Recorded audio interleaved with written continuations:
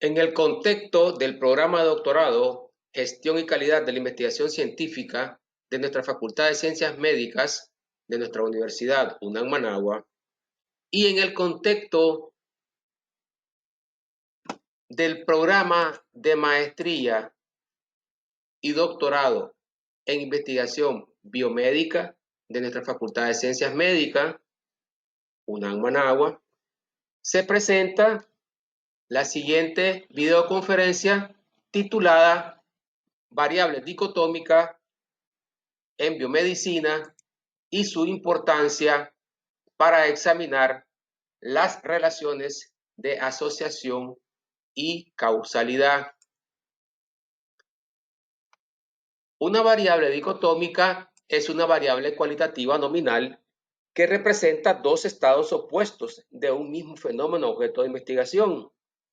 La variable dicotómica se constituye como una variable de categoría del fenómeno a estudiar. Técnicamente es creada con las categorías 1 sí, 0 no. Las variables dicotómicas también pueden ser creadas aplicando las categorías 1 y 2 en dependencia del fenómeno objeto de estudio. Por ejemplo, en biomedicina, los tratamientos a comparar. Debemos recordar brevemente los tipos de variables estadísticas, que en ciencia estadística son dos grandes clasificaciones las que existen.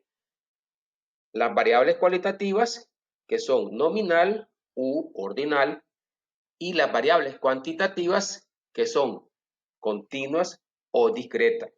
Las variables cualitativas orientan el uso de los modelos no paramétricos y las variables cuantitativas orientan la aplicación de los métodos paramétricos. Existen dos variables adicionales de mucha importancia que son las variables transformadas. Debido a que las nominales y ordinales no se pueden analizar por sí mismas como letras, porque la estadística analiza números, no analiza letras, entonces se inventó desde hace muchos años el procedimiento de transformar las variables nominales y ordinales en variables de categoría, que son variables politómicas, que tienen más de dos categorías y se transforman de esta manera en variables cuantitativas discretas. De mucha importancia en la práctica médica son las variables dicotómicas, que también son variables de categoría, transformadas a variables de categorías, con la particularidad que la variable dicotómica es de dos categorías, que reflejan, que presentan dos estados opuestos de un fenómeno de investigación, bajo la clasificación de 1 sí y 0 no. Sobre la importancia de las variables dicotómicas en biomedicina, debemos hacer la siguiente reflexión. Muchos fenómenos en biomedicina se estudian en la práctica médica como variables dicotómicas, porque esta es la mejor manifestación clínica del fenómeno médico. Igualmente pasa en algunos casos con las variables ordinales. Ejemplos tales como factores de riesgo, comorbilidades, complicaciones médicas, complicaciones postquirúrgicas, respuestas al dolor, respuestas a reacciones adversas, son solo unos ejemplos de muchas situaciones en que la evaluación del fenómeno médico ocurre por una variable dicotómica. Se realiza por medio de una variable dicotómica. El tipo de variable dicotómica puede ser analizada por medio de la estadística descriptiva o la estadística inferencial. Igualmente pasaría con las variables Likert. Debemos recordar la clasificación básica, pero fundamental, de los tipos de estadística. Por un lado tenemos la estadística descriptiva, que utiliza métodos para recolectar, organizar, resumir y presentar datos de manera informativa. Muestra el fenómeno. la estadística descriptiva.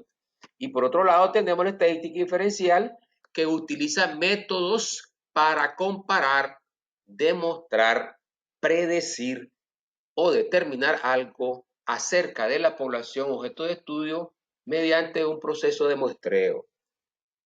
La característica fundamental de la estadística inferencial es hacer pruebas de hipótesis estadística para demostrar algo. De manera que, en pocas palabras y en términos prácticos profesionales, la estadística descriptiva es importante porque muestra el fenómeno. Pero la estadística inferencial es importante porque demuestra las relaciones que explican a ese fenómeno. Entonces, las pruebas de hipótesis estadísticas se realizan aplicando métodos paramétricos o métodos no paramétricos, dependiendo del tipo de variables que estemos hablando. La hipótesis estadística es un contraste o comparación de dos o más estados y que se basan en demostrar la hipótesis nula, que es la situación actual conocida, o H0, versus la hipótesis alternativa, que es la situación nueva, la situación mejorada, que es la que se quiere demostrar, y eso se llama hipótesis alternativa HA. ¿Para qué se realizan las pruebas de hipótesis? Para demostrar los efectos en estudios, los efectos principales, los efectos de interacción, los efectos fijos, los efectos aleatorios, los efectos mixtos, si estos son o no son significativos. Y eso tiene muchísima importancia en la práctica médica profesional porque es la forma en que se demuestran las nuevas tecnologías médicas que resuelven el problema patológico, el problema de atención en la vida hospitalaria, etcétera, mediante estudios observacionales analíticos y mucho mejor mediante los ensayos clínicos, que son los que permiten estudiar los efectos principales o efectos fijos, y los ensayos clínicos multicéntricos que permiten estudiar, además de los efectos principales, permiten estudiar los efectos de interacción. De esta manera es que la estadística contribuye en biomedicina, con la estadística inferencial, a demostrar la efectividad y seguridad de los nuevos tratamientos médicos. Y de esta manera ha venido evolucionando con nuevas alternativas de manejo para cada patología mediante los ensayos clínicos aleatorizados y controlados y los ensayos clínicos multicéntricos. La estadística descriptiva es muy importante porque permite mostrar la situación, de manera que la estadística descriptiva es complementaria con la estadística inferencial. Ambas tienen que ir de la mano. Se muestra el fenómeno y se demuestra el fenómeno en cuanto a las relaciones que se desean examinar.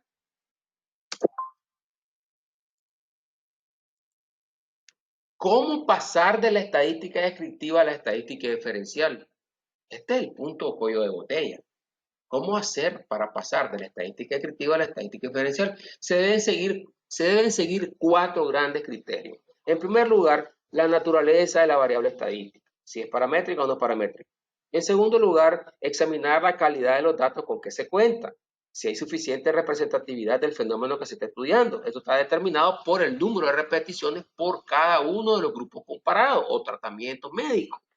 En tercer lugar, tener amplios y profundos conocimientos de las relaciones entre las variables.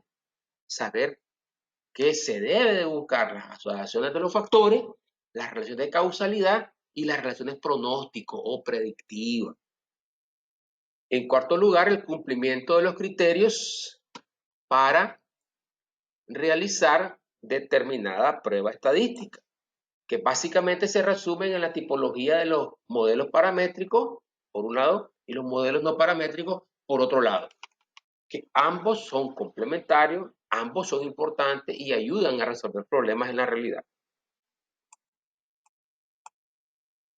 La importancia de las variables dicotómicas en biomedicina se resumen en 2 grandes elementos. En primer lugar, permiten elaborar el gráfico de múltiples variables dicotómicas en un solo plano cartesiano para examinar las relaciones de asociación.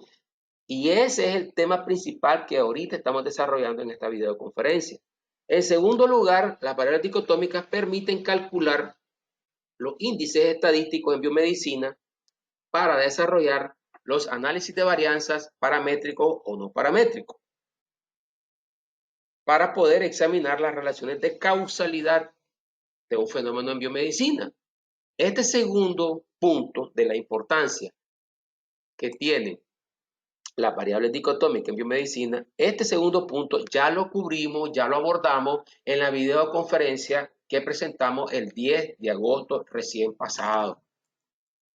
Ahora vamos a enfocarnos solamente en el primer punto, la elaboración del gráfico de múltiples variables dicotómicas en un solo plano cartesiano para examinar las relaciones de asociación, las posibles relaciones de asociación que existen en un fenómeno médico. Recuerden que el punto de partida para el análisis de la variable dicotómica está en la estrategia metodológica que se está implementando. Eso tiene que ver esencialmente con el tipo de estudio que se implementa. La estrategia metodológica que se ha desarrollado por medio del PROMIP es que el tipo de estudio debería ser descriptivo, correlacional, analítico de causa-efecto, y predictivo. Eso lo define los objetivos específicos en estudio. Para cumplir el mandato que está definido por los objetivos específicos, se seleccionan las técnicas estadísticas de procesamiento de datos que pueden estar guiados por modelos paramétricos o modelos no paramétricos. Ambos son importantes y son complementarios y responden a la naturaleza de la variable. Esos modelos, en resumen, tienen tres grandes escenarios. Los modelos paramétricos para realizar análisis de varianza univariados y multivariados, los ANOVA y los MANOVA. ¿Qué significado tienen esos modelos paramétricos? Estudiar las relaciones de causa-efecto. Después tenemos los modelos paramétricos y no paramétricos para estudiar las relaciones de correlación y las relaciones de asociación e independencia. Este segundo escenario es el que estamos abordando en esta videoconferencia. El uso de modelos no paramétricos para examinar las relaciones de asociación o independencia, partiendo de variables dicotómicas. En el significado de los modelos del segundo escenario que abordamos, modelos paramétricos, su significado es, modelos paramétricos, su significado es relación de correlación, y los no paramétricos son de asociación o independencia. La diferencia es muy práctica. La relación de correlación ocurre entre variables numéricas. La relación de asociación ocurre entre variables de categorías o dicotómicas. Después tenemos un tercer escenario que lo examinaremos en un video posteriormente, que son los modelos de predicción, que es para estudiar los factores pronósticos en biomedicina. ¿Y cuál significado tienen los modelos de predicción? Son modelos paramétricos, aunque hay algunos, como la regresión logística, que son modelos no paramétricos. Bien, también en la predicción hay los dos tipos de modelos. El significado que tienen los modelos de predicción es establecer la relación de tendencia de respuesta o estudiar el comportamiento de los datos hacia el futuro. En síntesis, aquí se les presentan los criterios para seleccionar las pruebas de análisis de correlación y las pruebas de medidas de asociación e independencia. Eso responde o eso resuelve el objetivo específico 3 de la estrategia metodológica del PROMIP. El objetivo específico 3 tiene que hablar de correlación o asociación. Tiene que hablar de uno de los dos o de los dos. Si tiene variable numérica, es correlación. Si tiene variable de categoría, es asociación. Y si tienen los dos tipos de variables, que lo más seguro es que tienen de las dos variables, pues habla de correlación y asociación. Ahí tienen en pantalla las 7 diferentes técnicas de correlación que en general existen, porque ese es el concepto global de correlación. Para variables numéricas, es la correlación de Pearson y la correlación canónica. Que la de Pearson es paramétrica univariada y la canónica es paramétrica multivariada. Luego tenemos la correlación no paramétrica para variables ordinales, que es la correlación de Kendall con una variable ordinal y la correlación de gamma con dos variables ordinales. La correlación de Spearman es no paramétrica y se usa para variables de categorías no ordinales. Luego se destaca el uso del rojo, letras grandes, las pruebas de asociación, V de Kramer, y las pruebas de asociación de Phi. Estas son las dos pruebas de asociación en donde entran en juego las variables dicotómicas. Si yo tengo que asociar dos variables dicotómicas, esa es una prueba de asociación de Phi. Si tengo que asociar una variable dicotómica y la otra es de categoría, esa es una prueba de asociación B de Kramer. Se destaca en esta videoconferencia la prueba madre de los no paramétricos, que es la prueba de chi cuadrado. Sin embargo, se determinó que en el modelo matemático de chi cuadrado hay algunas deficiencias cuando hay valores de 0 y valores pequeños menores de 5. Por lo tanto, muchos años después de la prueba de chi cuadrado, otros científicos, utilizando tecnologías modernas, crearon la prueba llamada razón de máxima verosimilitud, que es la prueba de chi cuadrado corregida. ¿Qué es lo que corrige? La presencia de valores de 0 y valores mínimos menor de 5. Entonces, cuando tienes presencia de ese tipo de datos, que son con 0 y valores pequeños, menor de 5, se usa la chi cuadrado corregida, que técnicamente se llama razón de máxima verosimilitud. Ahora vamos a examinar un ejemplo de las variables dicotómicas, que es el tema de esta videoconferencia, partiendo del estudio que desarrolló el doctor Melvin González Mena, estudiante destacado del PROMIP, está muy avanzado en desarrollar su investigación y concluir su tesis de maestría. Ahí están los tratamientos que él está examinando. Hay 4 procedimientos quirúrgicos. Ahí está la construcción del índice de complicaciones postquirúrgicas con 14 variables dicotómicas, pero en este caso no vamos a referirnos a los índices de complicaciones postquirúrgicas, sino al gráfico de variables dicotómicas, que serían 14 variables en un mismo plano cartesiano, para ver la tendencia de respuesta del comportamiento de esos datos. Ahí tienen la ficha, con mucho esmero desarrolló el doctor González. Ahí tienen en pantalla cada una de las variables dicotómicas que fueron examinadas para estudiar el fenómeno de la complicación de los procedimientos quirúrgicos. Hay 14 variables dicotómicas, desde la presencia de náuseas, sí o no, presencia de vómitos, sí o no, hasta la necesidad de reoperación, sí o no.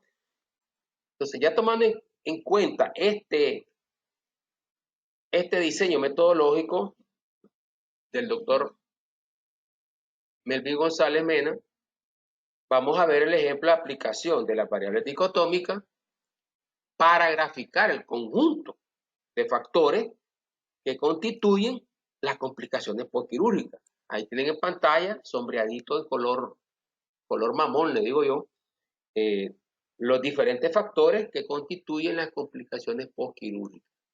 Ahí están en pantalla. Luego iniciamos el procedimiento dentro de SPSS. Vamos a la opción gráfico, cuadros de diálogo antiguo, barra, que está sombreadito también en color mamón.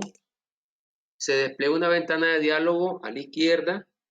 donde se selecciona el botoncito segundo que dice resúmenes para distintas variables, se selecciona la opción simple y se le da definir. Eso conlleva a otra ventana de diálogo en donde aparecen las barras, qué es lo que representan las barras.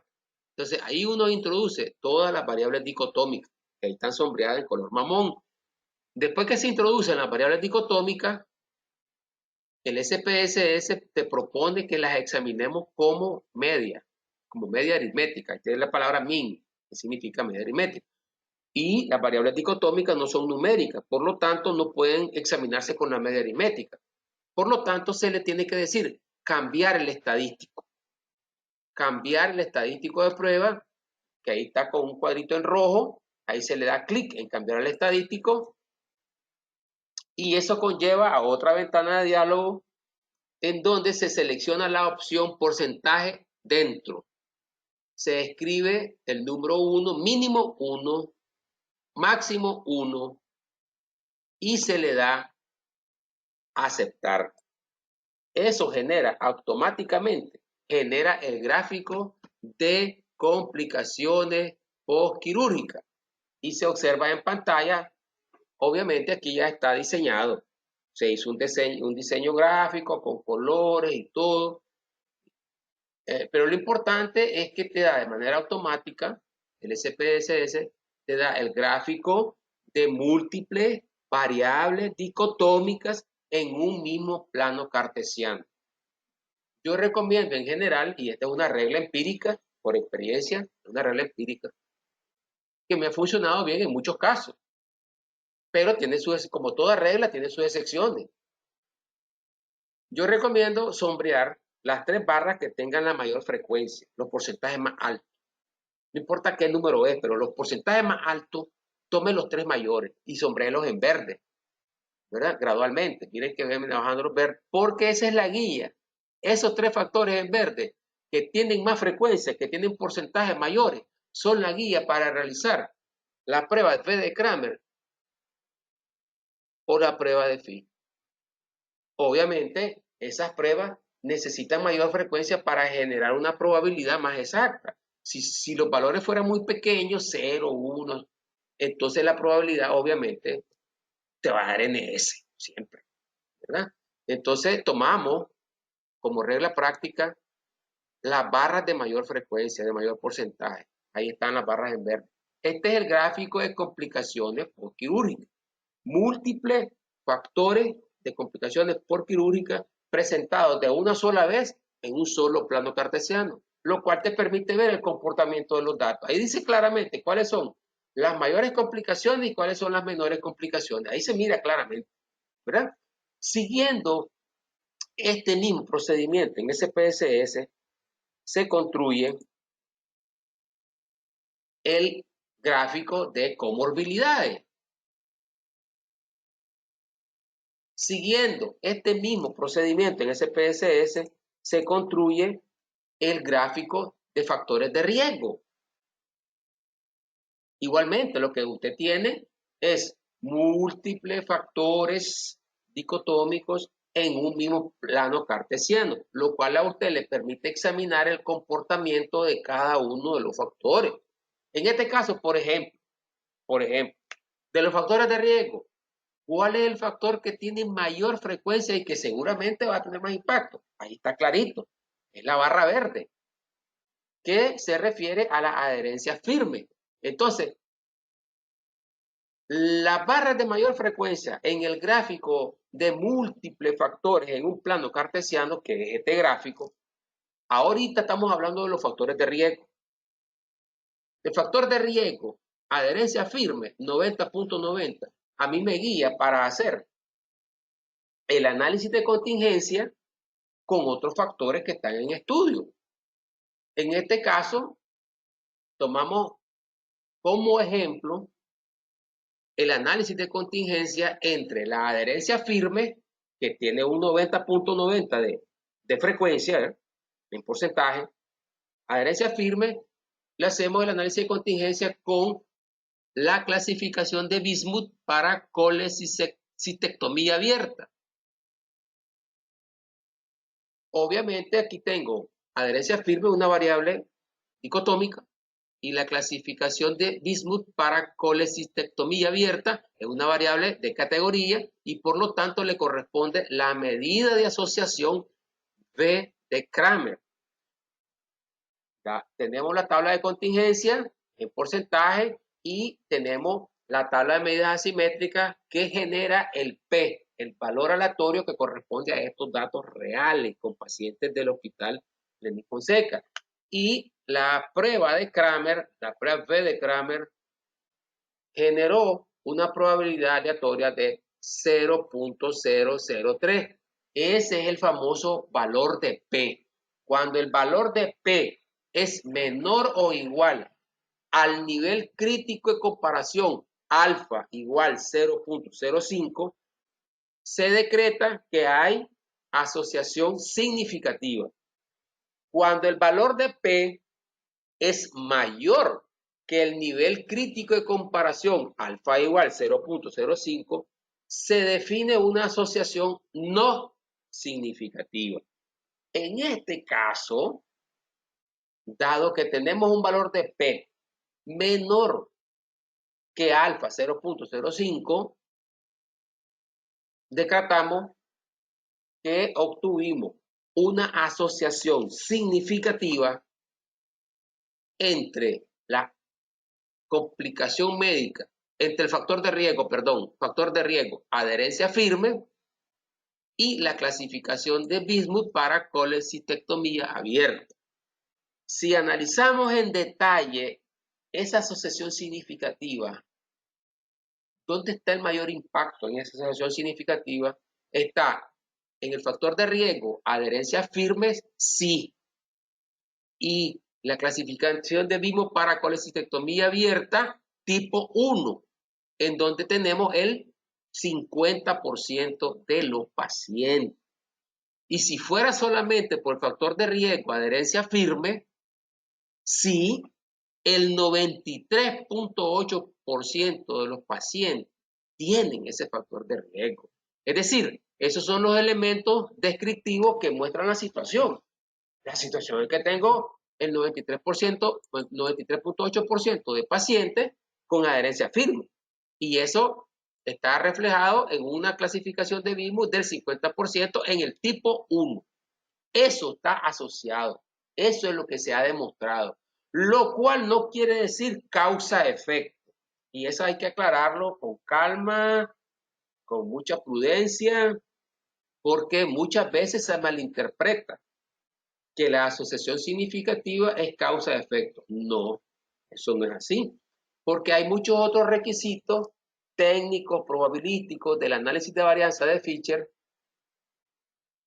para poder determinar el efecto o impacto de un factor de causa sobre un factor efecto.